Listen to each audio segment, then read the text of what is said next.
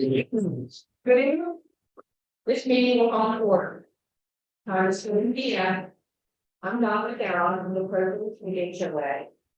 Also attending are Judy Glover, Vice President, Dan Evans, our Treasurer, Larry May, our Secretary, and Dan Matthews, our Director at Large. We have met quorum. And Larry, you will be our recording secretary tonight. Welcome everyone. And we have people here, and we do have some people joining us. We assume we have good people. Good. So remember, this is a Zoom meeting, so please remain as quiet as possible, so everyone is able to hear the proceedings.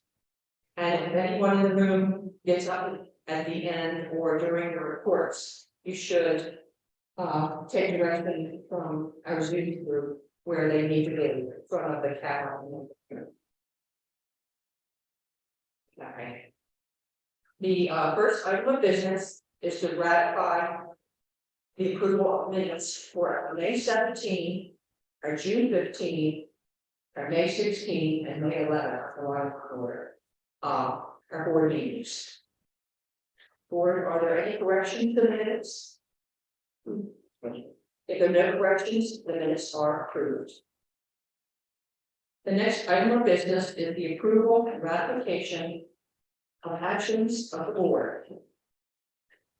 Is there a motion to approve the board actions? I'll make a motion to approve. Second.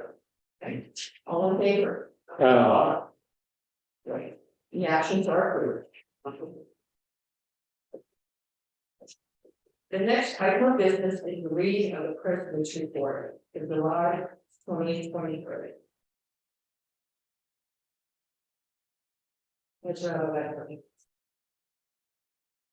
This is the last regular board meeting for this board of directors. The annual meeting to elect a board member to fill my vacancy and to vote to ratify the 2024 budget is scheduled for 1 p.m. on Saturday, September 16th at BEMC on 17. That meeting will also be available via Zoom. The job of an HOA board member must require a large time commitment and is very important in the running of our community business. Thank you to all candidates that are willing to step up and run for the board, and good luck. Contracts. The board has spent a lot of time lately doing our due diligence in reviewing contracts, improving contractor services language in our contracts. As a result, we are reducing HOA contract costs, and it will be reflected in the 2024 budget. In fact, we will begin to realize savings in our insurance costs effective August 1. So not only will we be saving for insurance in 2024, but at least for the last 5 months of this current fiscal year, 2023 as well. Big thank you to Bill Capucci. He has been our insurance consultant. Outdoors. It's a lot of drill, appreciate it. You didn't get a nap today. The budget. The board has had several brainstorming sessions with the capabilities of Waterlaw Management and ourselves, and we have been able to trim several line items in the 2024 budget and provide a greater amount for the reserves than we had anticipated. Also, I want to thank the community members that attended the 2 budget workshops and provided input into the budget as well. The board has approved the 2024 budget with a modest increase to the annual assessment. The approved 2024 budget will be included in a 30-day notice for the annual meeting package that will be sent to all members in August, and all members will vote on the ratification of that budget. The election process. The nominating committee has started our election process for a new board member. They have solicited their candidates, and we should know soon who is willing to run. The nominating committee, along with Larry May and Judy Glover, are working to streamline, simplify, and improve our election process. They will be discussing the election process tonight. Delinquencies. The board has been working very hard with Waccamaw and our collections attorney to reduce owner delinquencies. At the end of June, the total delinquencies was $77,376,000. Remember, we did have an assessment in January. Some folks haven't paid yet. Handling delinquencies is a legal process. And it's very fluid as accounts move along that legal process. During the last few weeks, there's been a lot of activity with both our aged and our current year delinquency accounts, especially the big ones. And we are getting payments from numbers every week. The recent activity of our large foreclosed accounts is summarized below and will be reflected in the July financials. So when Dan showed you the financials, he's working on the June numbers. What I'm going to mention are some things that have happened since then, but we don't have any records to like that in our financials yet. So some of the things that have been happening is the court ordered the sale of 2 foreclosed lots. The lots were sold to highest bidders, and the HOA got their money. We got the proceeds from the sale, and they were a little higher than what was owed to cover any fees. So we broke even. So now we have those 2 lots. The owners, they're going to pay their dues. We also had a owner with a foreclosed lot who paid his bill. So that's come to that brought us even. The total of those 3 is about $21,850. So that's significant. The court ordered the sale of a foreclosed lot. Recently, the court ordered that to happen on August 23rd. It's always there. And that will go to the highest bidder. And if someone isn't high, it's out. It comes out in a legal sell. So we're waiting to see how that will happen. Will we get our money and break even, or will it come to us so we can sell it and maybe get more? That lot's for $100,000. The HOA live under contract for $29 million that we spoke about that meeting maybe 2 months ago. Settlement on that is August the 3rd.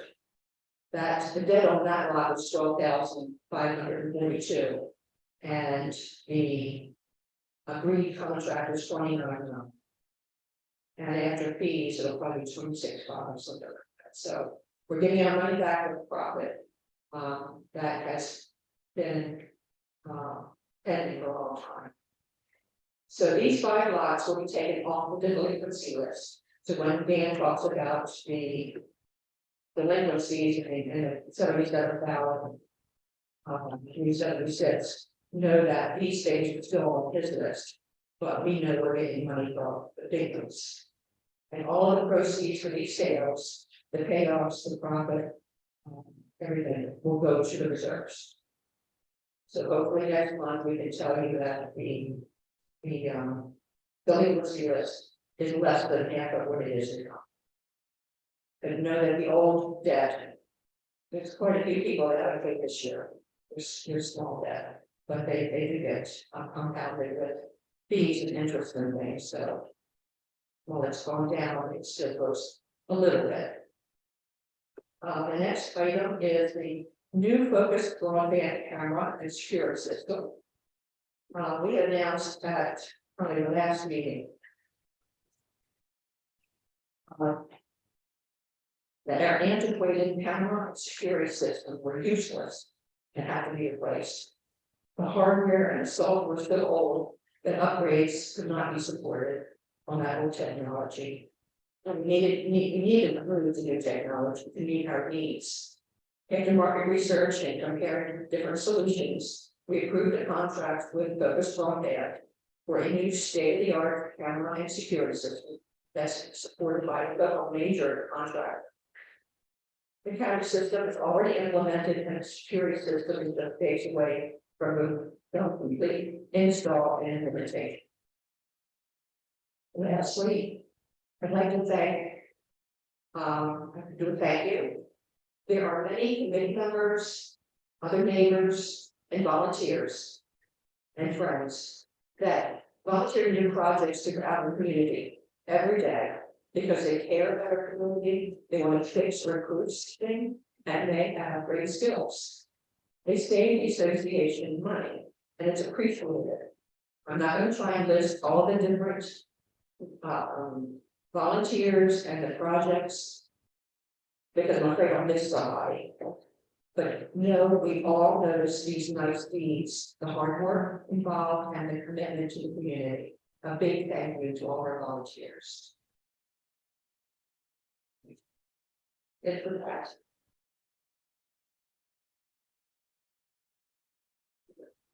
The next item is the reading of the treasurer's report.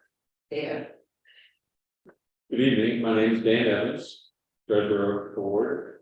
The treasurer's report is at June 30th of the last month. We usually always 1 month in arrears because we're getting the financials from our management company, but that's up for June 30th. And the total, by the way, this will be up on the website, if not tomorrow, the next day. Sorry, I'm running out before we, sorry about that. Total operating cash is $344,685. We're in good shape financially, the operating. The ARC totals are $36,649. That has to do with all the middles and activity that the ARC is going through right now with the new building. Total assets is $483,801. In the reserve balance as of June 30th is $1,204,671. I'll go over the expenses of the reserve in a moment. Operating expenses, we have three categories. The first one is maintenance, which includes the pool, the clubhouse, landscaping, and facility. We spent $8,182 in June. Year to date, we spent $73,901 through June in the maintenance category. In administrative, we spent $13,354. Year to date, we spent $78,501. Under operating, it includes utilities, security, reserves. In June, we spent $8,987.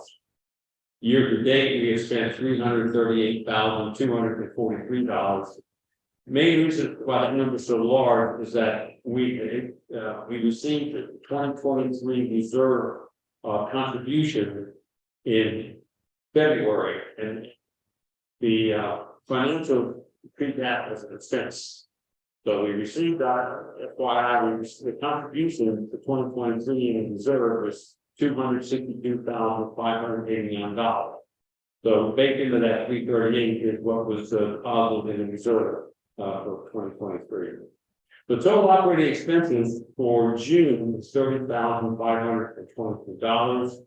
Total spent year to date through June is $490,000. We are under budget by only $7,300, which is a bad 6 months. In the reserve, we spent no money in June for reserve activity.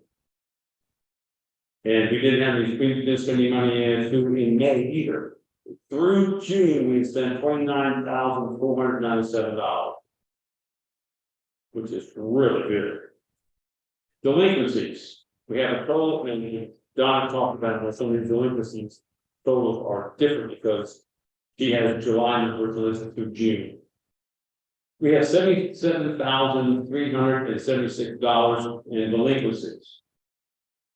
Of that, the liens that are filed to date are 12, which amount to $30,185. Now, some of that been already had been paid to, but in July, again, it's continuing. In foreclosure, we have 9 lots in foreclosure for a total of $29,235. cents. We have a uncollectible fee of bad debt, $12,542.36, one of those. And miscellaneous delinquency is up to $400. So that's the history, and that's the history right now through June of our delinquency. Thank you. And that bad debt that you mentioned, the 12,532, in order to sell that lot, that goes to sell next August 3rd, we have to first write it off. So that's when the write-off was due. That's the 129.9. 18. Each page. The next item is the reading of the committee reports. And the first committee is the ABCPOA. Got a lot on this too. There's a lot going on with ABCPOA right now.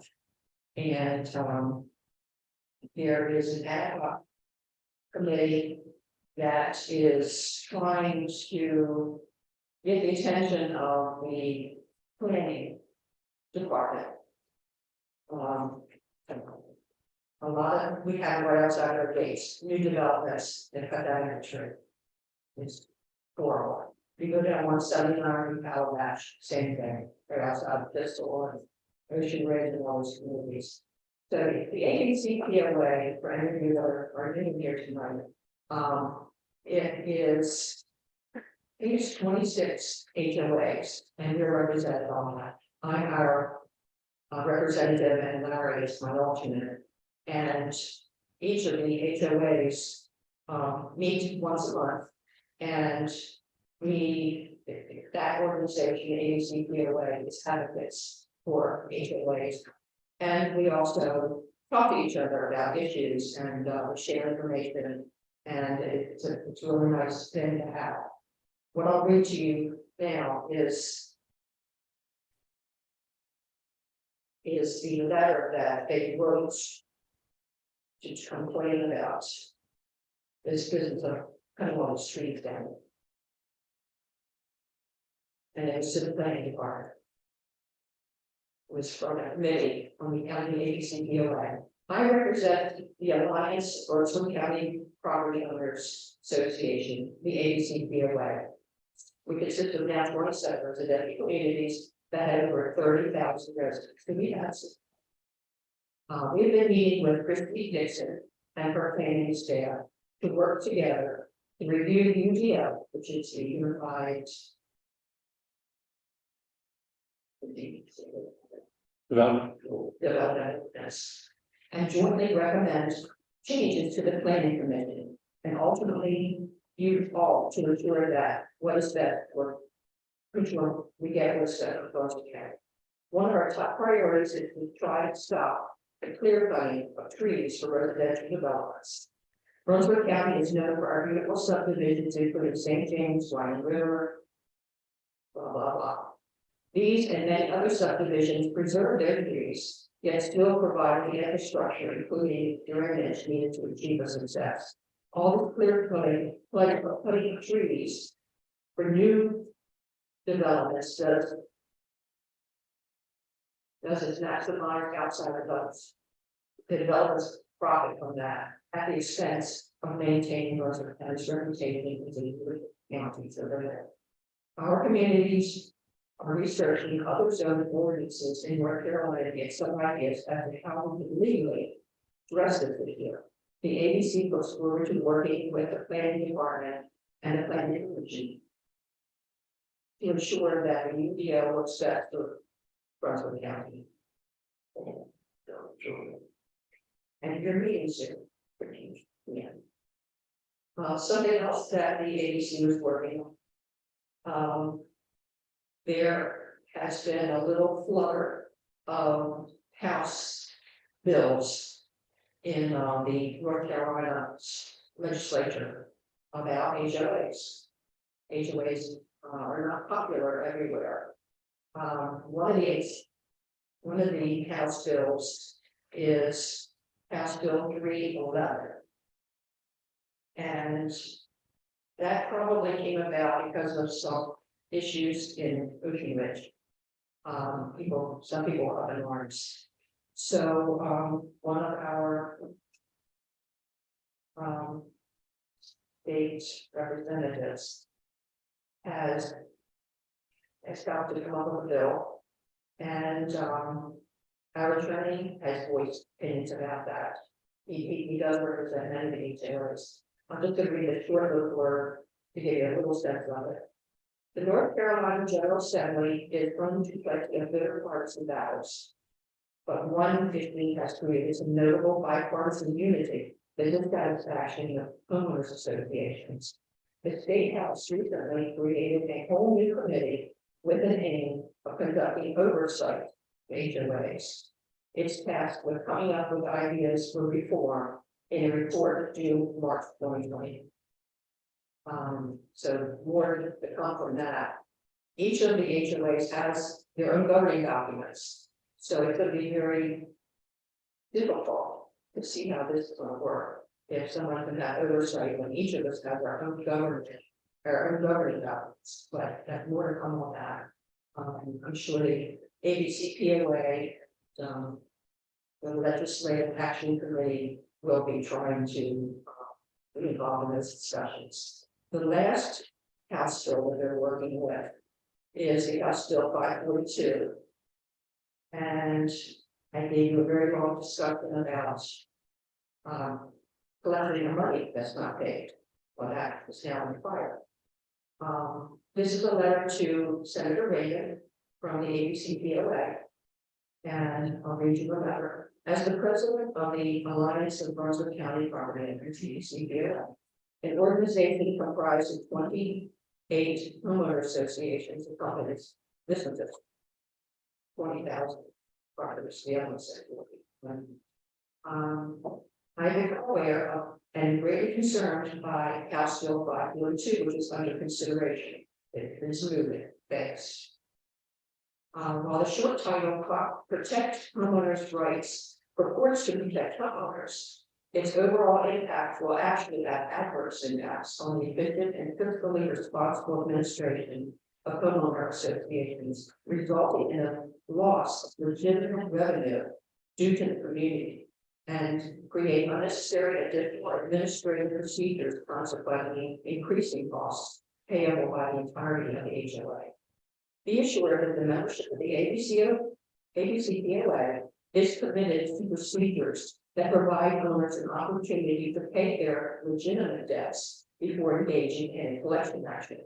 In fact, House Bill 52 will impede homeowner associations collecting debts lawfully owed to them in a timely manner. No other creditors similarly constrained. Such a constraint may well encourage deliberate delinquency by some individuals and negatively impact the ability for some associations to deliver the services they are committed to provide because of the funds. Furthermore, if there's a $25 threshold, our dues are $1,500, which we couldn't try to collect until 7 years. So if the threshold is at that level, it will impact the funding, so it's not organizations that typically set on three-quarter money. The combination of moratorium and constraint ability of an HOA to file a lien on delinquent property has the likely consequences of increasing the amount of indebtedness and create a situation where an HOA will be denied payment of a legitimate debt if the property sold prior to the threshold being reached. The communications requirements specified are unreasonable, impractical, and will be implemented have serious implications under the Fair Debt Collection Act. This bill is seriously flawed, with ineffective will exacerbate all the problems it seeks to correct. On behalf of the 28 member associations in the ABCPOA, I ask that this bill be rejected. If there is a desire to rectify the issues that this legislation purports to address, I am sure others will be willing to enter into the dialogue. And next week, there's going to be a speaker from NCDOT, and the board is going to attend that, find out what they have to say. Some people have been criticizing all of the development with the planning department, and North Carolina DOT is off on a different track, and we're all afraid that the roads are not going to be able to treatment all of the building. We'll find that one, let you know. The next one too, the ARC. The next committee is the ARC. Oh. Well, you want to read it? I don't have it, like, give it to me. I did go to the office. Oh, I have a chart here, you can say something about it. Yeah, I think that's a great chart. Okay, thank you. Yeah. Okay, for the ARC, this is good for you guys? Presently 25 homes under construction in various stages, buildings and submittals. 3 builds have been recently completed and passed final inspection. And I believe we have a few more waiting for final inspection. We received 1 new build application within the last 45 days, so it has slowed down. During the past 60 days, the ARC conducted 2 pre-construction lot walks with builders. In addition, approved the following: 1 roof replacement, several requests to remove dead and diseased trees, addition of a backyard dog run, the request to install an in-ground pool. Additional letters were sent to multiple homeowners for non-compliance recreational vehicles stored on property. Been busy. It's not a burden on us or our membership. It's our pleasure to facilitate current and new lot owners with their needs and questions. We welcome the opportunity to assist and advise our community residents. That being said, one of the things we're working on right now is to take the modification request forms, just print up some and put them in the library. So when people, I've just in the last 2, I won't mention names, 2 people wanted trees removed, said, I can't get this form. I went on there, I can't find it. Technically challenged, for lack of a better term, but we got some older folks in the community that, you know, that not all up onto the computer stuff. So I think it would be easy, but I'm just saying, if you need it, there's a form right in the library, go pick it up and fill it out. So that's on our agenda. And just for everybody, right now we have 25 builds going on currently. We have 139 completed lots, well, houses, and we got 303 left. So we're getting close to being almost halfway full. Pretty soon we'll be able to have meetings and approve stuff to change some of our arcane rules. Yeah. Well, we can't get it done after the 66 2/3. Any questions? No, I looked at the graph and it's about a third. We need 2/3. Right. So, we're getting closer. And here is an application for you. Who's this? Tonight.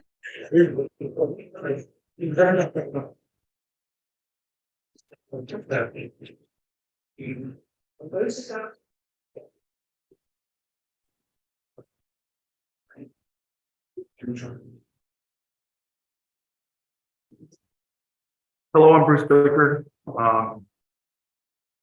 Ongoing projects. I don't know if you've noticed, we had a large branch fall on the gate there at the boat storage area. So that got cleaned up and the gate got in a state of repair that we can open it. We're currently getting bids to get that gate repaired. We're also getting quotes to remove the oyster shell buildup on the boat ramp. You know, periodically we have to do that. Becomes a safety hazard.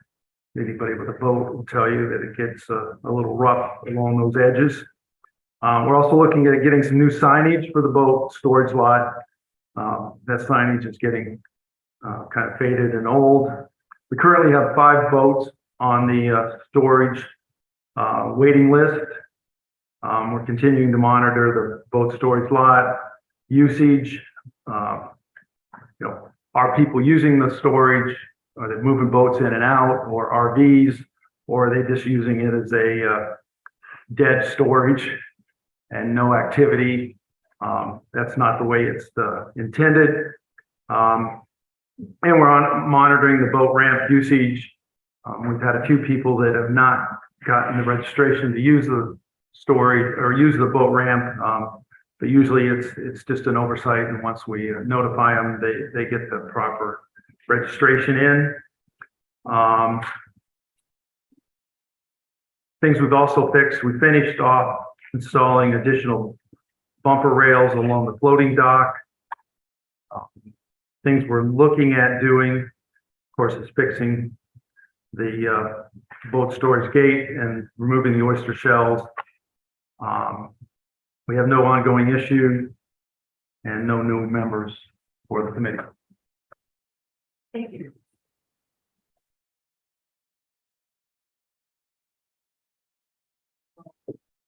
Next meeting is the clubhouse. Carla's not here. Yes. The current ongoing activities of the clubhouse renovation, the committee last met on June 14th. Committee discussed a quote received for the repainting of certain pieces of furniture. Since the quote seemed costly considering the age and condition of some of the pieces, it was agreed to seek an additional quote for consideration. It was also agreed to proceed with the liquidation of certain items that were previously approved by the board. A list of and minimum bid amounts will be compiled and offered to the HOA members. Since the coffee table has proven to be a benefit, it was agreed to exclude that item from the list of items to liquidate at this time. Budget issues are none at this time. The next committee is the communications. Hi, Bert Weir. And first we'll go through the numbers. As of now, year-to-date numbers, we did 51 web updates. We added 38 new users to the website. We sent out 100 MailChimp messages, 2 issues of the Oyster Harbor Pearl, and orchestrated 5 Zoom meetings. In terms of projects completed, actually an ongoing project, we're beginning the evaluation of a possible replacement for our website and email system. We are currently paying for and using most of 3 to 4 different software packages, and we're looking at a single package that incorporates all of that into one. So that we just began that evaluation. The Team Pearl published its 2nd newsletter. We plan in the next 6 months to develop a list of requirements for Oyster Harbor communications. That includes email, text, website, document management, all of those, and potentially all in a single package. We'll expect to do a go, no-go on the current website versus an HOA-specific software package. We're also exploring email and document management solutions for the BOD and other committee chairs. We're exploring replacing the signboard at the front gate with an electronic sign, which could also be useful inside the clubhouse to see reservations for this room for the library, and at the gate for rotating set of announcements. And we're still looking to purchase some handheld microphones for Zoom meetings. Budget issues, none for this year, and we request the addition of another communication member, John Iden. The board has met recently and we approved John. Perfect, thank you. Thank you.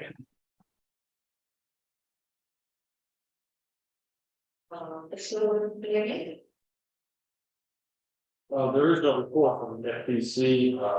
The FPC committee has not met in June, so there's nothing to report on. Landscaping. Lending committee. There are several men in the community volunteer to trim low-hanging tree branches along swales. And that is in process. Those couple of different people want to go around. Actually purchased one of those hand-rolled saws, because the trees are no longer. Activity project completed since last before the board, standard maintenance is going on, the boat storage area has been trimmed. People flowers planted, and we control them with one activity projects planned, starting in the next month, July. Again, regular maintenance, work will be continuing on the pond, so get rid of all the extra dog kennel and trees there. The ponds will be trimmed in July and early August, and the lawns will be fertilized. Budget issues are done, and committee changes are changing. Member orientation.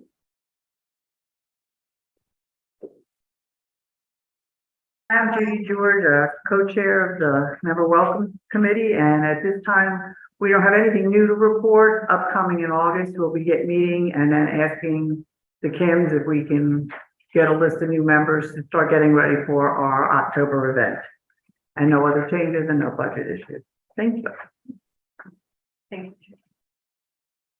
Judy, a question at a recent meeting about the debit cards. Yes, I did. We had a discussion of law on that. Well, you know what it said, but yeah, the bottom line is, we use debit card because we want, I'll say it directly out of our bank account. Not having a kind of credit process going on with the direct debit, debit cards on. And it's perfect, walk line, immediately come back at absolute machine. The balance doesn't really credit card. They do not have any issuing credit cards, the debit card that they're using has no feature for any type of rewards, so when we get any reward points or anything like that. As it explained to us, it makes sense. We prefer to see the transfer correct possible transactions close. Okay, and I'll say that's not the answer I was looking for, but explain why it is what it is. Thank you. Okay, you're welcome. You know, with all love. Yeah. Where it's all. Nominating committee. Did Bob want us to be there? I'm sorry, I'm not. You think that Bob would Stay. Yes. Bob's up. You're up. He's right. Hey, I was still, Being a good way tonight. There's two parts in our report tonight. First of all, from the committee's point of view, we have been our usual active self, meeting every 2 weeks. We have ongoing activities. We have an EOC or a command center planning document on the second draft, and hopefully that will be on the third draft fairly soon. We are planning ahead for CPR, AED, and first aid training, and are meeting with a number of individuals in regard to that.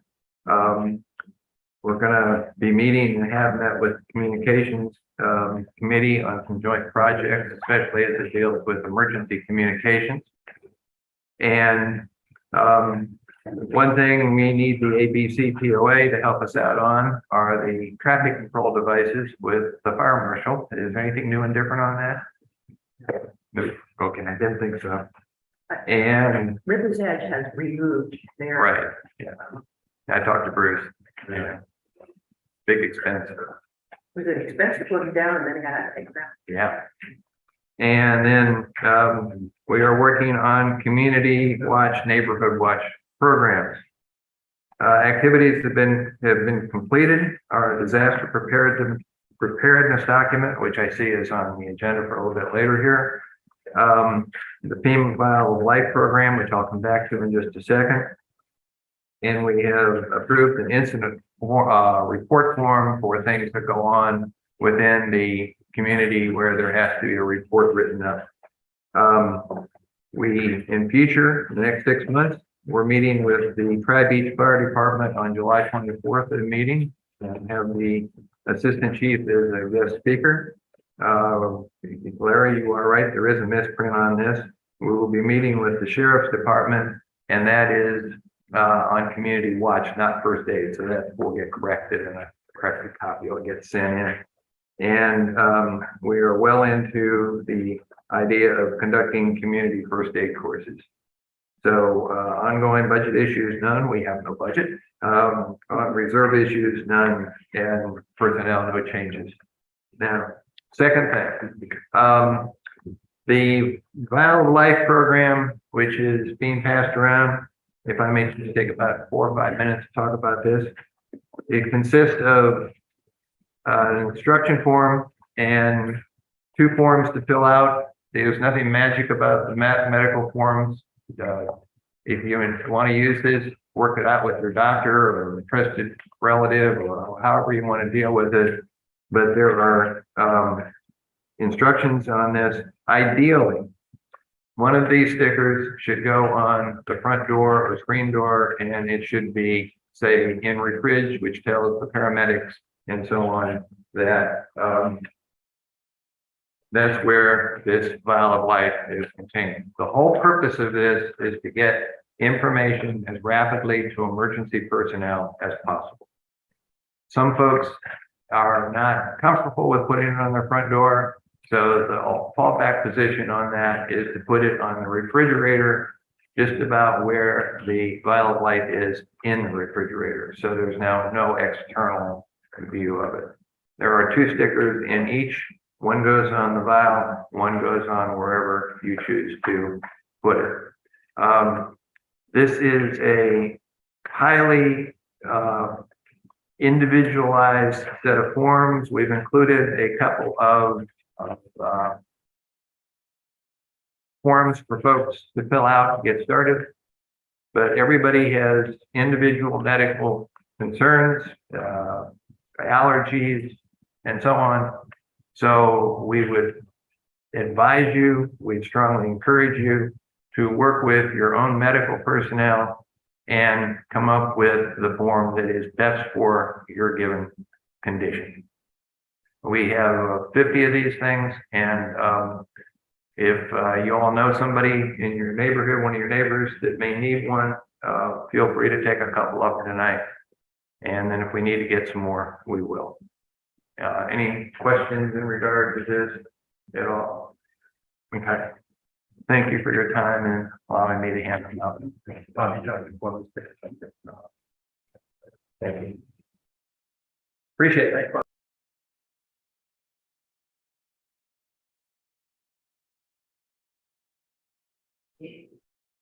Okay. So I'll read our nomination committee report. Judy and I are co-chairs for this group, and when your applications and the agenda speaks to the different members that we have as part of this committee itself. We held our first meeting, our inaugural meeting, on June 22nd. Call for candidates packages was developed and sent out July 10th. The suspense for the return of nominations is tomorrow at 5 p.m. when they're due back to walk-on management. And so there's still time.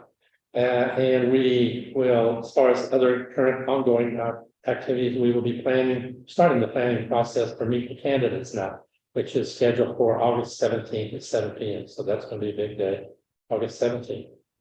Our activities and projects completed are just pretty much, since we've only had one meeting and we're just taking this off, it's going to be one and the same. Our next nominating meeting will be on the 26th, and we'll be reviewing the packages that I just spoke about. As far as budget issues, none. I don't have any money. And reserve budget issues, no, I don't have any of that. And that's it. Should I mention who the members are? Okay. Oh, yes, thank you. So there's Candy Swift, there's Kathy Kaiser, Marty Bowman, who's in here, and we've got Jill Lunsford, and Judy in it. So good group. Thank you. Thank you. On to the balance, Jen and Ellen.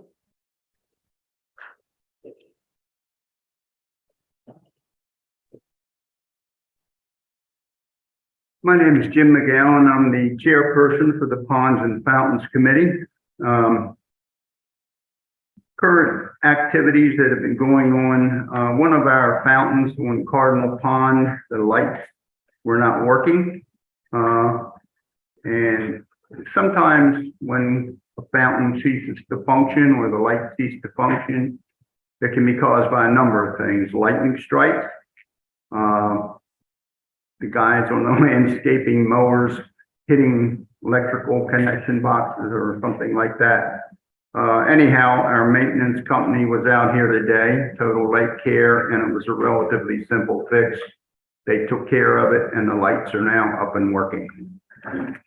But one of the other issues, especially this time of the year, is algae and weed control in the ponds. This is especially prevalent in unlined ponds. And it became necessary for me to turn off one of the fountains in Osprey recently because it was clogged with weeds. No water at all coming out of it. And because the water levels are still down, they're not up where they should be because of all the dry weather we've had. Anyhow, Total Lake Care, our maintenance company, when they come out here, which is approximately every other week, they will check all the unlined ponds, the fountains in them to make sure none of them were clogged or partially clogged. And of course, if I had to turn one off because it is clogged, they will fix that. A couple of projects that I had talked about at the last board meeting, the riprap project for the lined ponds was completed in late May. The riprap serves two purposes. It provides UV protection where parts of the liner is exposed to sunlight, and also it improves the look of the pond banks by covering the exposed areas of the liners. That project was completed. Also, in Cardinal Pond, we had a fountain motor that went belly up on us, and luckily for us, it was covered by warranty. The bad part of that is our maintenance company had to pull the motor and send it, I believe, to Green Bay, Wisconsin for repair by the company. And it took a long time to get it back. I believe it was 4 or 5 weeks that fountain was not operational. But anyhow, we did get the motor back. The repairs were done under warranty at no expense to the HOA. So that's a good thing.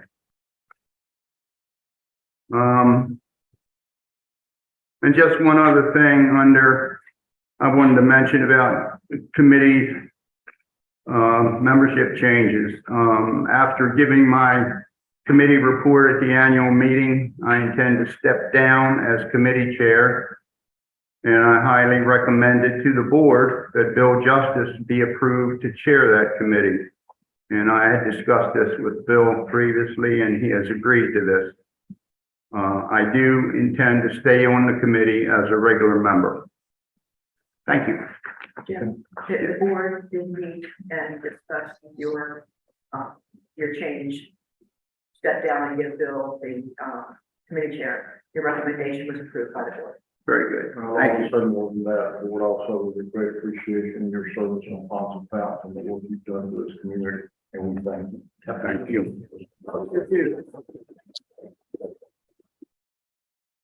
Jim, you had mentioned that Richard and the crew. Had gone through his conference and training, so now they Yeah. start making. Yes, they had. I didn't mean to say that, and I didn't say it. Our maintenance people, Total Lake Care, they actually went to the factory in Green Bay, I think it was, and took classes on how to do the actual repairs to these fountain motors.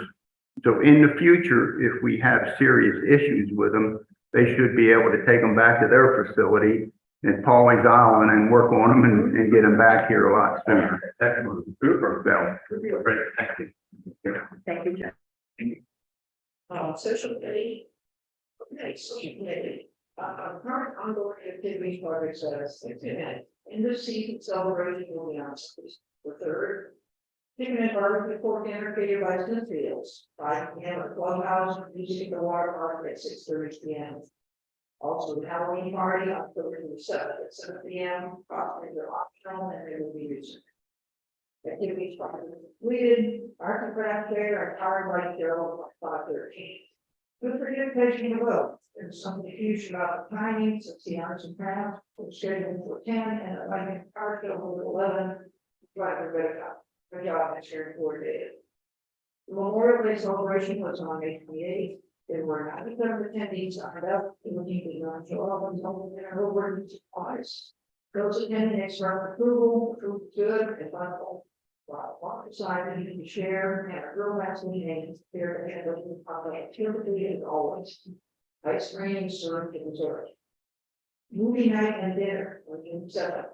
48 members visited the East Taco food truck for a Mexican dinner. The movie Ticket Paradise was forced indoors in the rain and issued no sound or troubles. Committee members agreed that trivia night and a food truck would be more desirable in the future. The July 4th celebration was held on Florida. This continued to be our busy event. There were 116 paid participants to the Butcher Brunswick barbecue and 117 paid attendees to the concert at the water park, which featured live music by acting. The local fireworks were awesome. The social committee is to be commended for a fantastic job in providing this great event to the community. There are no budget issues. Okay. For any of you that are new here, it takes the Halloween party very serious. It's students are optional, but some people it's fantastic.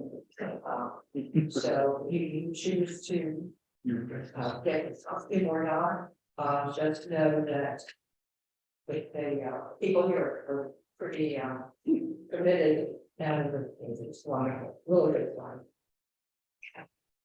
Structure day rounds.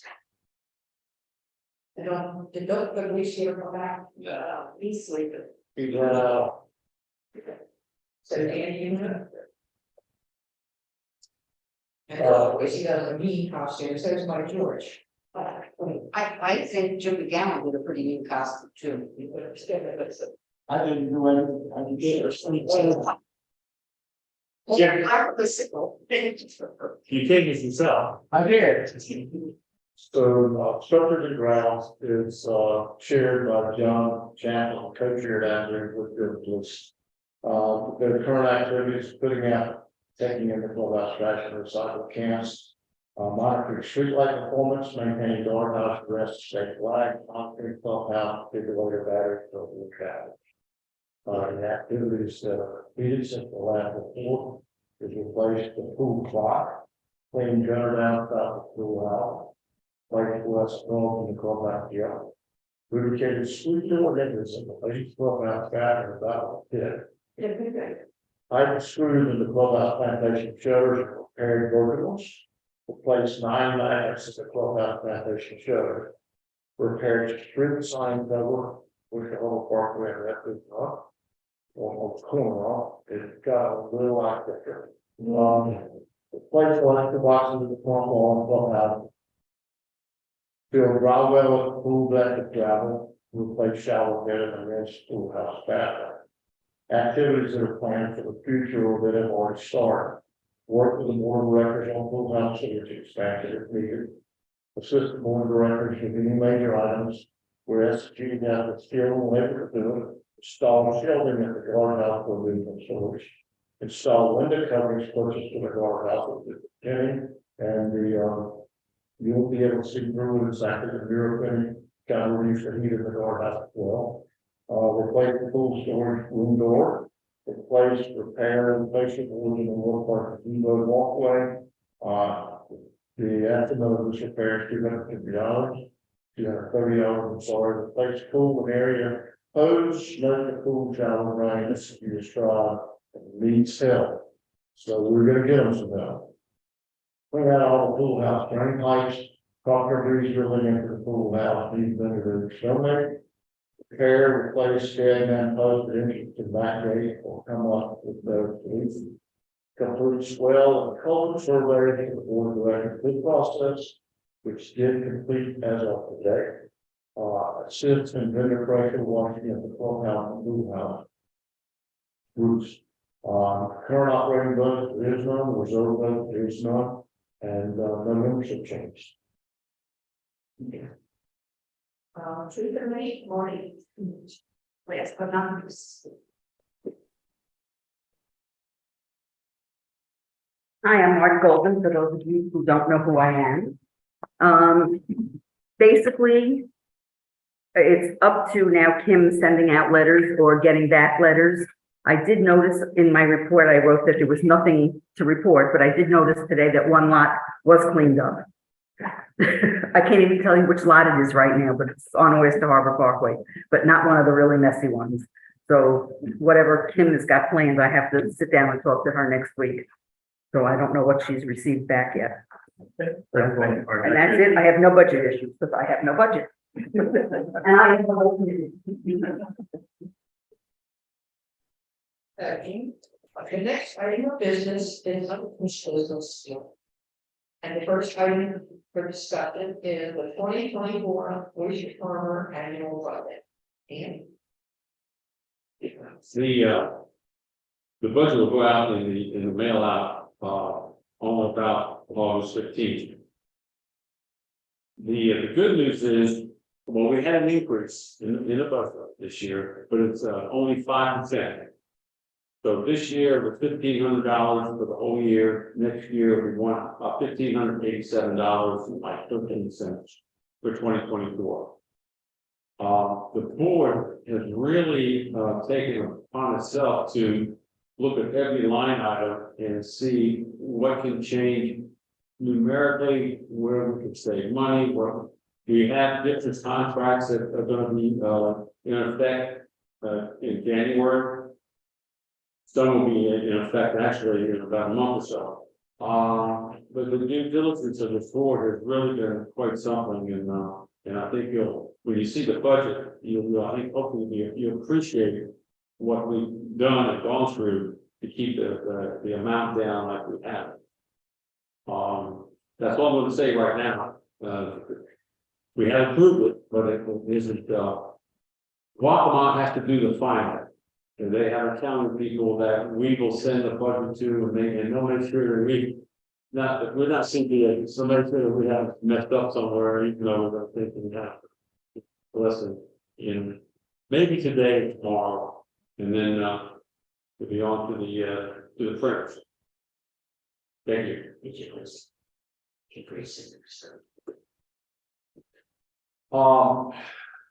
The goal for the board in the past has been a 10% increase in reserve year over year.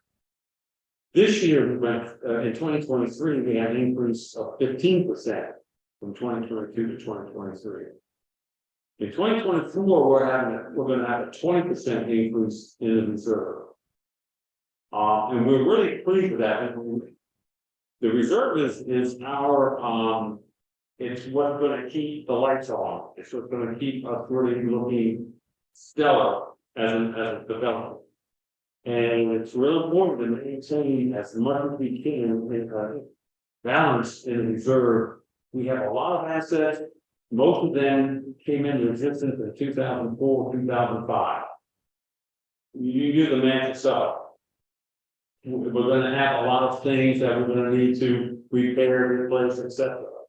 And we really need to have a vibrant, strong reserve. And we got 1.2 million now, which is good. We're going to have maybe some large ticket items in 2024, 2025. So take that number down maybe significantly. But right now we're in good shape, and the additional funds for 2024 is going to make us look really, really nice. John mentioned that when we do sell lots here, we're not lot selling business, but we do have a closure for when we had that. The funds that we receive from that, of course, we're paying taxes on it. So, there's always a good and a bad. But the funds that we get from the sale of the lots go into reserve. We put in $33,000 so far this year in the reserve from foreclosures. That happened. So we're doing good. And, we're really the foreclosures of liens and keeping people, aware that they ever get lien and foreclosure on paying the bill. We're pretty strong about that. Let's lock them ourselves. But there you go. But a couple of comments from what they saying, because I totally agree with everything you just put out. It's absolutely the government's forward to represent fairly.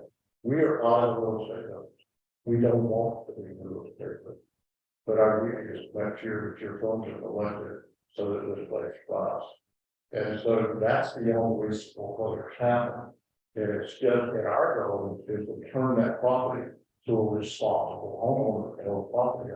So that the dues are paid timely and the money that is needed is the community alive. The other thing is that I just want to say, feel pleasure to work with this group. Because if you're looking at the economy and what's real right now, and I want you to pray for it, the ability to grow this nerve this year by 20%, huge. So there's been a lot of heartache, time, effort put in. My team members on this board to answer a call from Tom for this committee to take care of you. So I hope when we see the project, you'll be very close.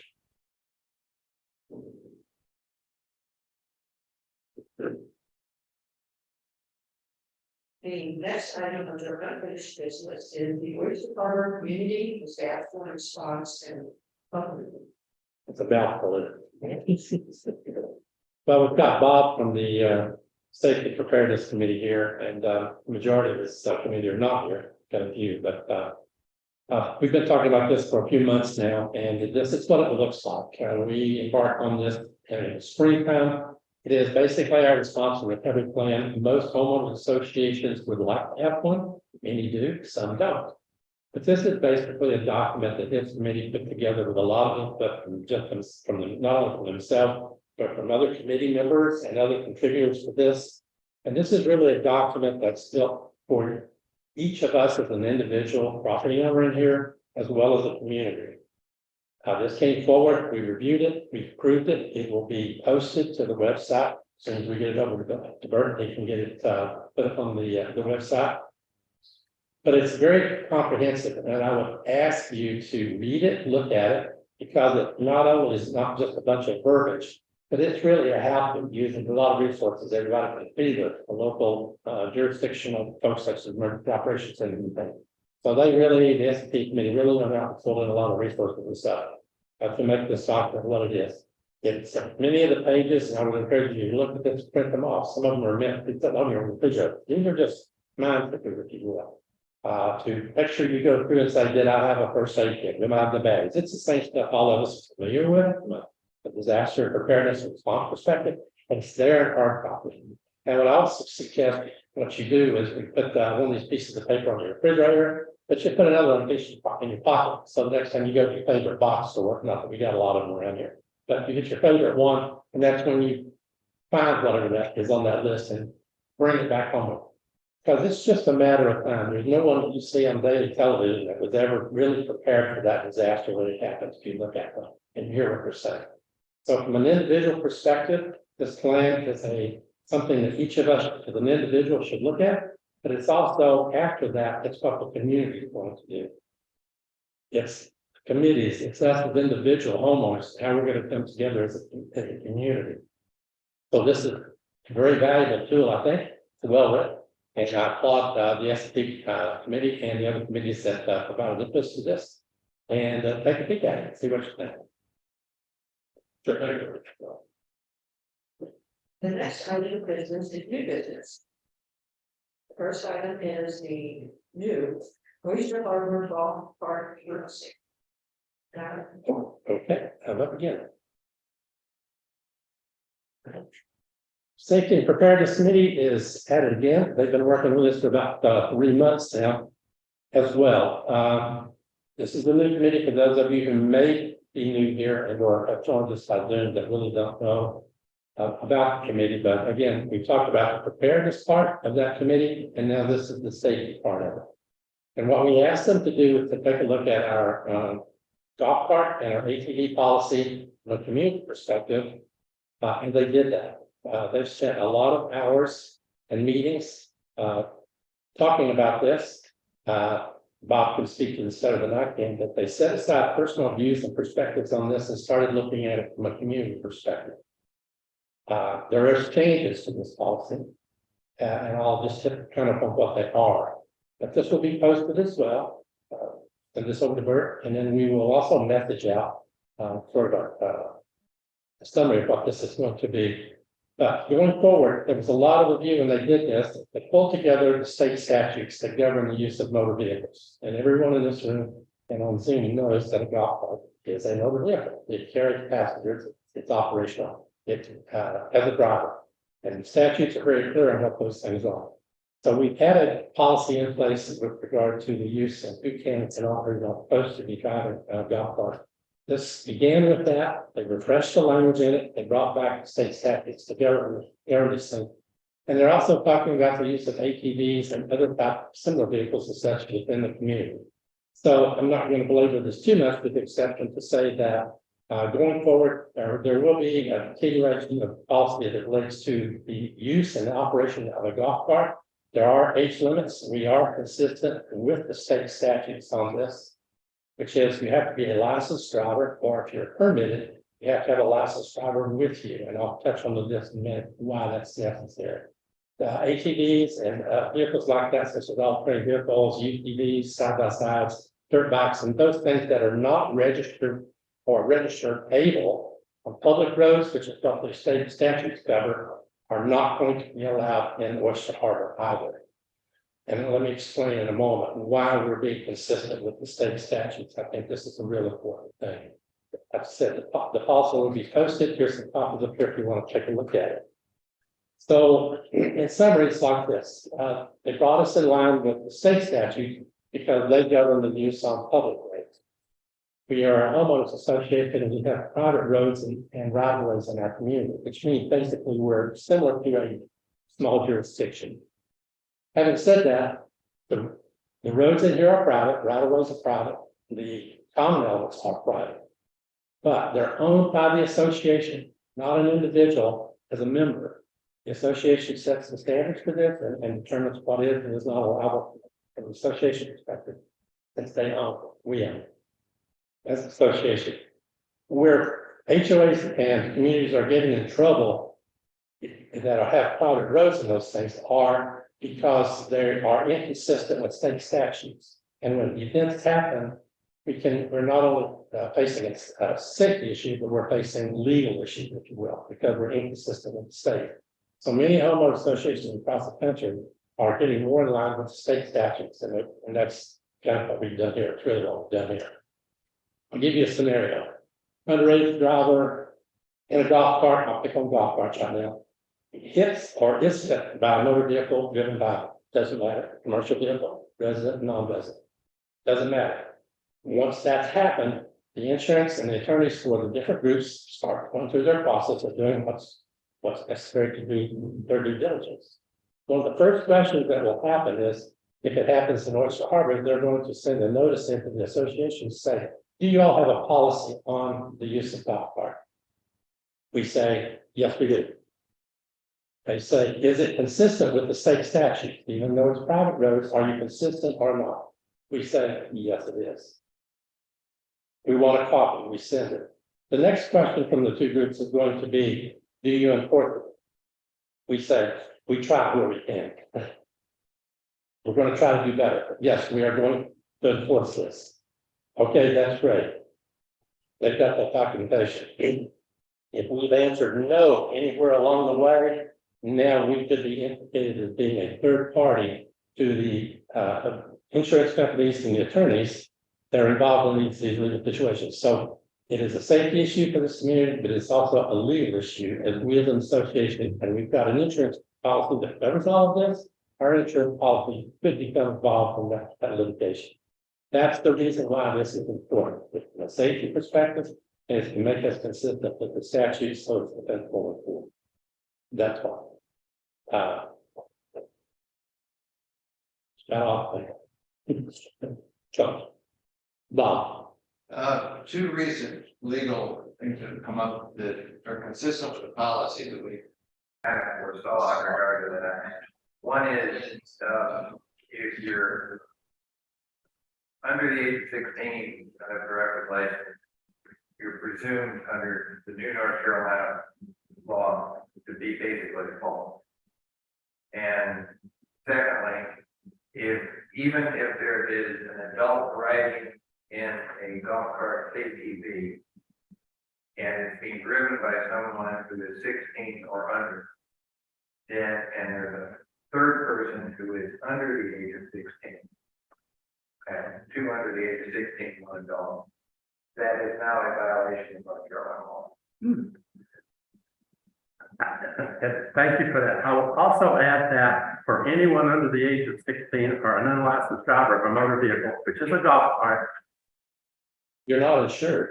That person is uninsured, so we've got the lawyer, the insurance company's on one side with the driver of that vehicle. And you've got an attorney now for the family of the underage driver. That's who's filing all this stuff.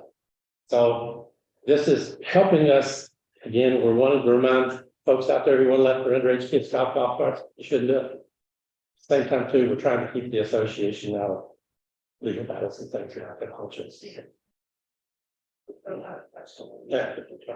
How will you enforce it, or is it based, does? That's the question from Joan is how we're going to enforce it.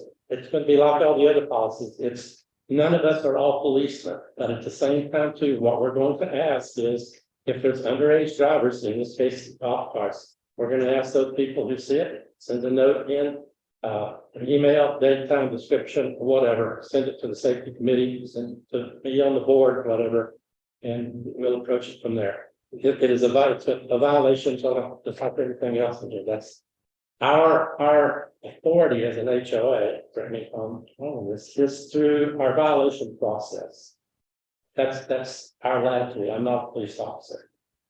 So we'll just have to do it with a community watch and observance. And again, it's protect the underage driver at the same time, to protect the association as well. So, okay.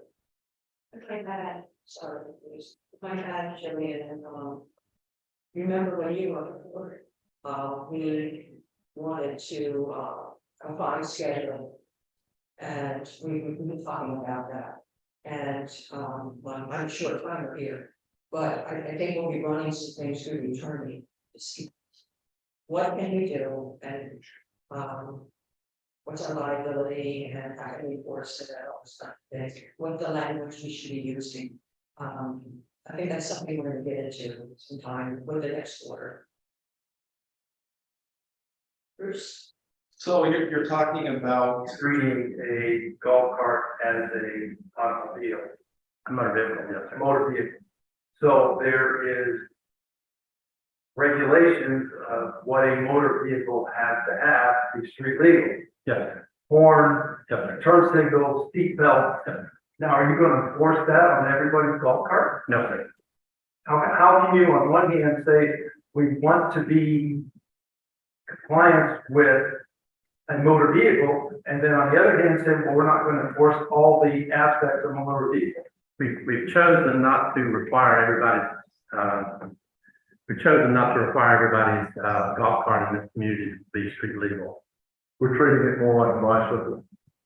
Bicycle just as legal to be ridden on a road as a motor vehicle. We are understanding that it's protecting the owner of the golf cart, the homeowner within the association, and the association.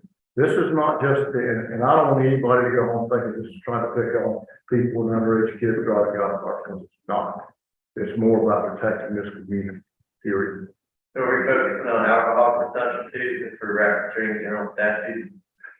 Alcohol is something to be considered. If there's an automobile accident involving a golf cart and there's alcohol involved or a motor vehicle of any other type, the sheriff's department's response, you can be arrested and charged for driving under the influence in here. Yes, sir. There is no any part of bicycle.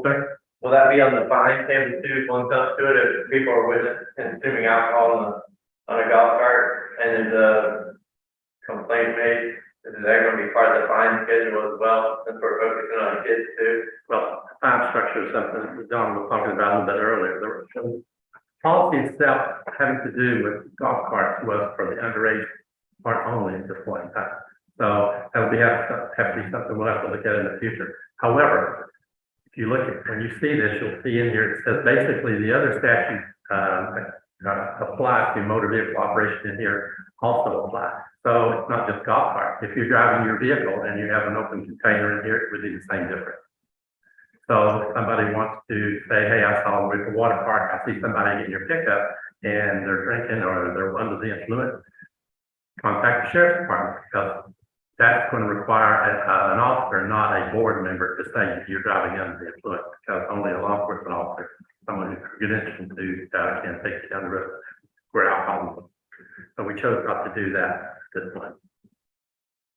I realize that that's the appearance, that if you start looking at all the statutes that apply to public roads, this would be about a 10-page document on here, and like Bruce was saying, we have to go down all sorts of paths regarding all motor vehicles here. So we chose to keep it very narrow and just build on the policy that has been in this community for some time. I think it's commendable that you're keeping it in line with the statute to protect the community in case of an accident. But. And safety too. Yes, by the same token, there are an awful lot of kids coming here that don't even live here on golf carts to visit whoever. So it's a big, more than just. Great point. And we got this conversation too, so this. Yeah, we'll speak to that, and just so everyone's aware in the community, you're gonna see no trespassing signs at the entrance to every gate in this community very soon. It's not a deterrent to people, but the only way we have a legal position is to be posted as no trespassing. So any of these people that are in, whether they're tailgating, whether they're bringing in a golf cart from down the street, we can't, right now, we have zero position because we have not met the criteria of the law. So that's our goal and this is not about picking on kids or doing anything like that. It's about protecting the community. And the kids themselves in this case. But to your point about alcohol, you can see the nuance to that. You have to be a law enforcement officer in order to determine whether or not somebody may or may not be operating a vehicle. And I want to add. And you shouldn't be doing it. I mean, you shouldn't be driving drunk in here either. There's no doubt about that. And that's not a gray area. It's black and white. But the reality is we're not trying to turn the community into a policing community. We're just trying to make it a safer place to live and for our children and everyone that lives here. I think you're opening up for a lot of argument too, because we have seen people taking pictures of kids on the golf cart that, I don't think it's fair to do that. We live in a community that have golf carts, and we also have children that like to go to the fish ponds and they like to go to the pool. And I haven't noticed anybody being reckless or anything on the golf cart. I don't understand why this is being brought up now. It's actually been on the books for some time, for years. So the restatement on the, as far as the age of operation of golf carts, not new. I've been here since 2010. It's been here since I've been here. It's just a matter of refreshing that. So, and we set up notices all the time. It is unfortunately, when you're saying you're going to depend on the community to, it's a catch-22. It's a catch-22, as you know, because truthfully, really what can you do? It's a deterrent, you're trying to. All we're trying to do is protect the safety of the kids, which is why the state statutes have it on public roads. These are public roads. I just don't understand when you're opening stuff to everybody being a police of their neighbor, and then you're trying to. Not asking you to police anything at all. Just saying, hey, The one thing I want to make sure that you understand, we've been very, very blessed and fortunate. There has not been an accident. But when you're children, gets involved and gets hit by a car and they're underage, then not only did the association protect the association, it protects you. And I hope it never happens. I hope we never deal with it. But what we're trying to do is do what we think is best to protect the community. Because in the litigations of the states where it's been come to the HOAs, they're a significant target because of the policies of insurance policies that govern and cover the HOA. So that's why that third party piece is, they get to be pretty visible. So all of a sudden now the insurance policies go up and it's part of the association. So we're just trying to, again, safety of the individual and the association. I have grandchildren that want to drive granddad's golf cart too. So I do understand. I mean, they're on bikes. Now we run into that, like people paying attention to people on bikes. You know, I mean, like that's a scary thing too, because I've seen people almost pull out in front of me on a bike. Sure. Adults, you know, so that's another thing. And everyone in here needs to be aware now, we got kids on bikes. Who may not always stop us. Well, you know, I mean, this is part of the larger issue that came over the new committee that we had, and I'll try to hear this. The whole idea, we stood up in the committee in the first place, half of it was people running stop signs, people speeding. So we speak to children, underage kids driving cop cars. But there's just as many people running stop signs, speeding, doing things that they're not supposed to do anyway. So it's not, you know, it's not just one thing. It's not just the target of some underage person driving a golf cart. It's safety in general. And we've been asked as a committee to try to do something about it. This is just a process to get it where that's the only way we can do it. So that's the boundary that we have. why do people that hit neighbors against each other when they see something and, you know, people need to be respectful when they see something and go to the, you know, the person instead of the committee and write the fine. Certainly. You know, The whole idea behind the violation process in the first place is just, if it's something that's a rule, and we don't got a lot of rules in here, let's compare to some of these other places. It's just to try to deter behavior, that's all. Just tell your neighbor, hey, you know, pick something that's one of our rules in here, just try not to do that, try not to break the rule or whatever, you know. and let them know not, Sure. Maybe they don't hurt it. maybe somebody shouldn't approach my kid or somebody else's kid while they're on the golf cart. That's not gonna be a good thing. No. In today's world, that can't happen. And we don't encourage that. We don't want that at all. The only reality is that you understanding, we're the only voice that the community has to come to the board. If someone picks up the phone and calls any one of us and says, I saw your kid on a golf cart operating it on equal. And all we have to do is take it into consideration. Don't be concerned or upset if you get a letter that says, hey, we just want to make you aware of the golf cart policy currently in place. But I thought that you couldn't just call and say, I saw little Johnny riding a golf cart. You have to have proof that little Johnny was riding. That's exactly right. It might have been little George instead of little Johnny. Somebody didn't know it. So we're not trying to start anything that's neighbor against neighbor. It's just about the safety of the Normally just said, just our best attempt to try to influence the behavior about. I just laughed, asked Don if we went to a conversation part of the meeting yesterday. We don't need. Sorry. Yeah. Maybe we got some of the questions out of the way already. The next item under new business is the 2023 call for candidates. Do you need That's me already. do it yet? Judy already. Well, okay, everybody knows that it went out, or you know that it went out, everybody got it mailably and also, via e-blast. Any nominations we're doing by tomorrow at 5 o'clock? You know, as many nominations as we can get, and you have a choice of candidates. That's all we can say to that, hope for the best. The next item is related, the, annual meeting notice and election of a new board member. I think we probably beat that to that. Yeah. Works for me. Did you want to add anything? September 16th. Last night. September 16th is our annual meeting, already been talked about, and the package which will, just one thing I want to talk about. The package which contains the budget, the bios of the candidates, and I don't know all candidates are, so whatever that number is, will come out. And there is one big change this year. Historically, we used the proxy process. You would send in proxies, and then on annual meeting days, you would swap those proxies out for an actual ballot to make the ballot.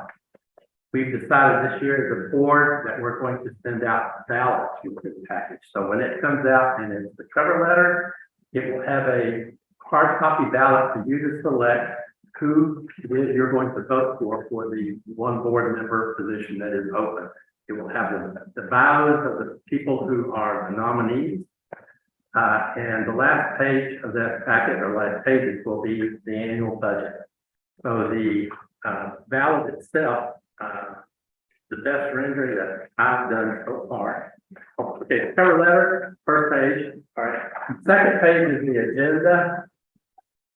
Third page is my rough version of a ballot. It looks something like this.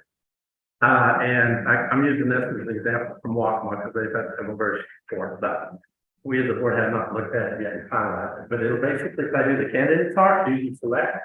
It'll have the annual budget. Do you approve or disapprove? And that's going to be pretty much it. And they're mail-in ballots. Yeah, they're mail-in ballots. They will have to be, the annual meeting is on Saturday. They'll be due back to Waccamaw. You'll be sent this package along with an envelope to return them back to Waccamaw, who will collect them. Their community specialists will be collecting them. And they'll be due the Thursday at noon before the meeting. That gives Waccamaw a chance to go through the process of looking at all the ballots to make sure that they are eligible to vote, and the method criteria, which basically expects someone dated and signed it. So in order for it to be an acceptable ballot, it has to be signed and dated. So you're saying that we cannot bring the ballot with us? That's correct. Okay. They are due Thursday at noon before the meeting on Saturday. That way they can be counted. So they need to be mailed, we can't drop them off with gift? That's correct. They will they are a secret ballot. So they have to come back to Waccamaw rather than come in by email or to me, whatever. If somebody's going to get them, it'd be different to go back to Waccamaw and say, can you send me a ballot? But they're being mailed out. So it's gonna have your name or number or something, then part of the that say Yes. your lot number and your name, something like that, so it's not really. Yeah, I mean, Still working on that. Can it be folded a certain way or can it be? so if you attend the meeting, you're not voting at the meeting. That's you're correct. mailing it in. So The election will be determined before the meeting. It'll be announced at the meeting. The votes will be counted and it'll be announced on the actual Saturday. is that what our documents say? Our attorney. Our documents. The documents do not say that, and the attorney, you might remember during COVID, that's how I was elected. Right, and during COVID, they made an exception. However, well, there's not an exception. It's now a legal way to vote. So Jack can override our document. Well, the CCNR, as you well know, in the bylaw allow for both proxies and ballots. Right. So it's a matter of which way you want to go, unless we're talking about virtual. So you can have hard copy ballots, and that's all they chose to do this year. It's the mail-in that uses it, or only mail-in that, or email. But you can't email instead. No, there's supposed to be mail there. I thought we were having email, but it's not. So this is still in drafting, not we're told us that we still need to do that. However, it was one of the ways to talk to one off. And again, we still have to have a meeting in a few weeks about that. In this day and age with the mail and everything else, it's kind of, you know, you're gonna have to send it certified to make sure they have it. What happens if they don't get it? There's a million. It's the same process when we get our annual assessment. And community specialists at Waccamaw will be receiving it in August, but same time too. Those are good questions. No, meaning what if you mail it and they don't get it? Post office. We just had that with the old property too. Yeah. Yeah, but you were able to vote in person. So, yeah, you did call it a board meeting and election. Right, that's what I heard. Yes. Yeah, so that's. Well, I'm sorry, the election is- Takes place at the meeting. The actual election is when the votes are counted and a person is elected. So the ballots would be there, it would be sequestered, and the counting would occur on that day. Yeah, but you just said that you would know before. Not us.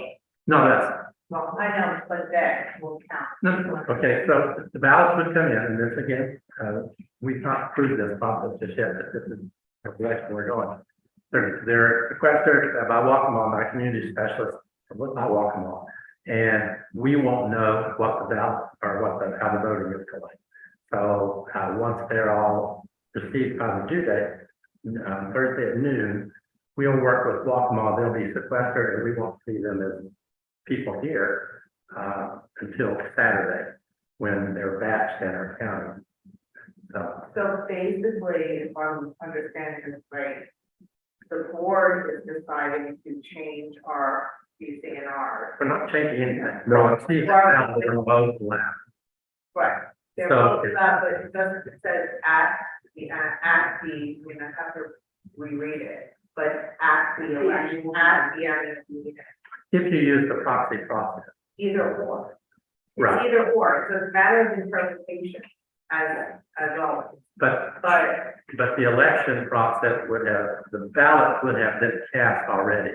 The person, we won't know, or no one will know who is actually the selected person. the ballots are supposed to be done at the annual meeting. Correct, they will be counted at the annual meeting, and then that's when the tally will show who the elected person is. Larry, no disrespect, Sure. it's a matter of opinion, it's a matter of interpretation. That means that whoever is interpreting it, Mhm. the attorney, and all that I feel about the attorney, interpreting it at the time, is the one changing our bylaws that have been so hard to overcome in the past. I think it's very, I mean, you're the board, but I'm just voicing my opinion. Appreciate It's very, shaking to me. I would counter that, although we still haven't decided that the proxy process has proven to be even more. Right, Looking but back through the process if you of decades. cast your ballot at the election, then I would be a little more, you know how people are here, they want to cast that ballot at the election. But look at the numbers of 470 plus property owners and the numbers who've actually attended. Then you shouldn't worry about if they want to count. So understood that these are all arguments that have been going on with previous boards for what, years? I go back in the 2008. No, because they weren't, because those were the PCNRs that they voted according to that, I mean, in business work, this. They've always done it the same. Anyway, I'll see you later. Okay. Larry, I have a suggestion. Sure. Could you, make it that you mail it a ballot, or if you wish, you vote at the meeting? That's not what We'll take that under advisement, how's that? But don't know the answer to that, yes, so. Yeah, it's good information and gives us some additional thoughts, yeah, thank you. There's been a lot of legislation since COVID that allows you to do the mail-in ballot. And the things have changed since you were on the board. No. It allows you to, but it doesn't say override, depending on what your CCNR says. Well, we were actually, it was a suggestion from the attorney that we do that. I can get that. I know. And we're not gonna go down the road of virtual, which is new state law in September of 2022. Yeah, it's It talks about virtual That's voting. whack. So anyway, so I think there, that the thing is, the people don't really trust or have complete trust in the management company. So I'm just saying, I think there's a lot of, it's better if, like what Mike George said, maybe give them a choice. If you feel better handing in your ballot, do that. We'll make a decision. Joan, Right. to your point about being sort of not secret, if you know as well as I do, the reason that it can't be totally secret. I like it. Is because they have to know who's in arrears and who's not. Oh, yeah. If you're in arrears, you can't vote. Right. Well, that's the management company that takes care of that before. Right, but that's why they have to have some kind of number, whether it's a lot number or your name, they have to be able to figure out. Versus the name, whatever, yeah. Go ahead, work it all. And I know we could talk about a lot, and the same thing applies, but if we have not, if we're waiting for someone to come up and we have to find out whether they legitimately have a reasonable right to vote at the meeting, then we gotta go back and stop the meeting to go back and check the records to see if they're current on their duties, or if there's some other position to them. So we're, once again, we're just trying to do what we think is the clearest, most fair thing that we could do for the meeting. Yeah, I think there's also a problem with the custody of the ballot. I mean, if the ballots go through the management company, there's no assurances of what happens. I mean, typically in a meeting with an election, you have an inspector of the election, typically a property owner. And we see, we actually see the ballots there. I mean, I know it's a scramble. We watch it happen every year in any HOA meeting to count the ballots, but at least you have some certainty that the ballots being counted were brought here and now, and none of them fell through a crack somewhere or were manipulated in any way. Totally understand that, that's a great point. That's some of the details that would be solved working with property management company and internal. We're doing our best with it, so. Let's move on. Believe it or not, we're now at the point where you can have comments and questions. Are there any unanswered questions that you want to pose? No, but I have a question about the EPOA. If there are at the point where they have, oh, okay, and there are 9 people tuning in and they love to participate in this. It's Marty Goldman again. My question is about the ABCPOA doing whatever the letter was about for trees and stuff. But what about roadways, other infrastructure? That's not even an infrastructure, trees. We don't have enough roadways. We don't have wide enough roads. We don't have enough traffic lights. That's the purpose for the speaker from the NCDOT. Okay, what about water? We're at the end of the line here. They're gonna get better pressure over there when that gets going than we're gonna get. What happens to us? Yeah, all the points that we try to bring up when the whole thing started, if you recall. So, yes, but I just wanna, voice my opinion. I think that all needs to be looked at, and the county should be slowing down on awarding building permits. I don't think you're getting arguments from any of us. No, I know but I know it's a two-sided thing. They need the revenue to do this. And we want them to do this before the revenue. I know it's a no-win situation, but I just want to make sure that people bring all these things up in front of the planning commission.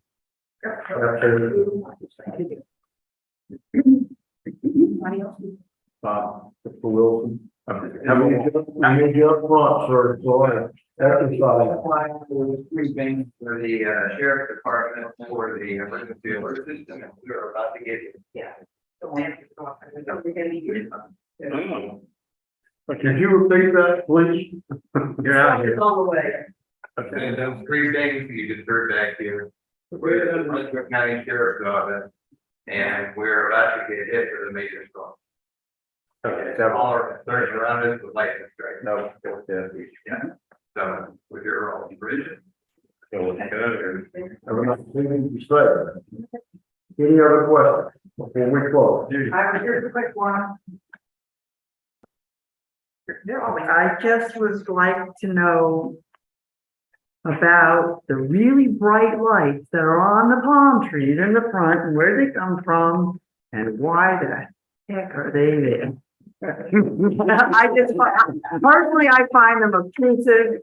I feel like there's a house in this neighborhood that has them that nobody is really fond of, and then we put them in the front of the entrance, and it's, he says it looks like a vape shop out front. I would like. It's not purple. It's not.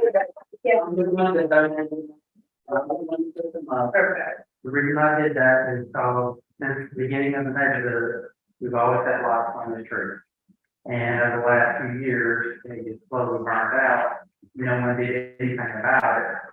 I've never heard a single fellow say anything about his life, so I'm not winning them. So I put them up. Donated. Okay. So had a discussion the other day back and forth with the structure of the ground and several of the people on the committee, which I'm on, had comments about it, and I said, well, if the consensus is you don't know, then I will remove it. So they did unplug. No, they did unplug already, and so I will take it back. Okay.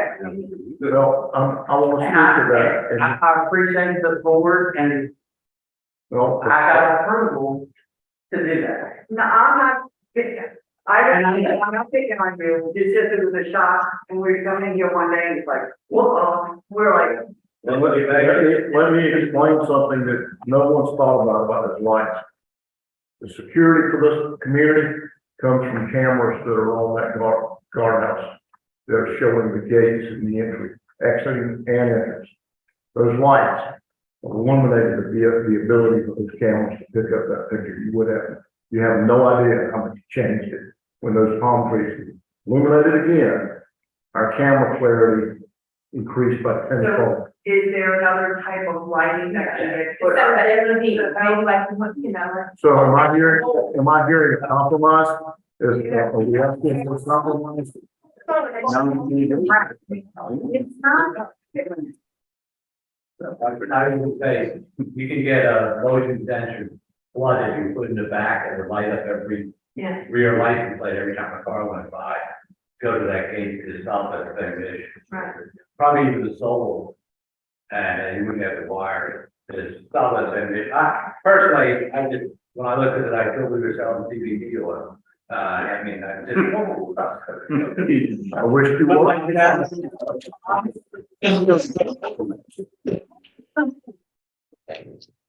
There's also other types of lights cameras. I mean, if you have infrared light source, which is visible, and an infrared camera, you can light up your license plate and without disturbing the rest of the world. You're on budget. Yeah, just a question. But thank you. Just one. Anybody else have a question? Okay, well, that concludes our meeting. Thank you very much. Our next meeting will be the annual meeting. And I hope you all know where the EMC is on the 17th. And it is at 1 o'clock on September 16th. Thank you all very much for coming.